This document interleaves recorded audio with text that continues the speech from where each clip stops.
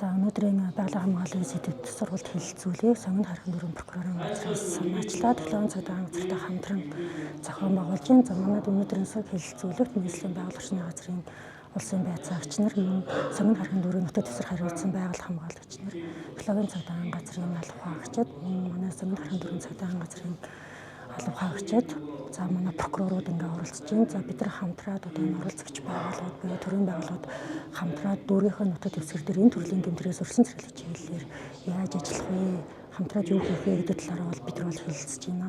За ер нь бол энэ гэмтрийн гаралт бол ерөнхийдөө бол яг нэг буурна гэсэн яг тав зүйлд бол харагдахгүй байгаа. Яг нөгөө энэ төрлийн гэмтрийг хэрэг нээх үгүй юу гэдэг дээр бол бас нэг хууль эрх зүйн одоо орчин за мөн одоо прокурор мөрдөгч шүүгч нарын бас нөгөө хэрэг шийдвэрлэхэд байгаа ойлголтын зүрх мөрөөс болоод бид нар бол яг энэ дээр бол ямар тохиолдолд хэрэг нээх вэ, яаж шалгаж шийдвэрлэх үү гэдэг асуудлууд байсан.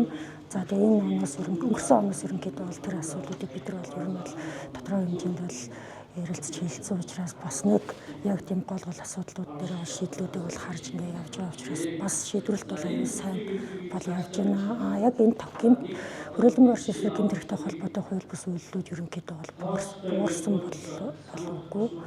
Тэгээ тийм ч учраас өрсөн цэцэрлэг чиглэлээр бид нар өнөөдөр заавал ярилцах ёстой, хамтарч ажиллах ёстой гэж үзээд энэ хэлэлцүүлгийг зохион байгуулж байгаа.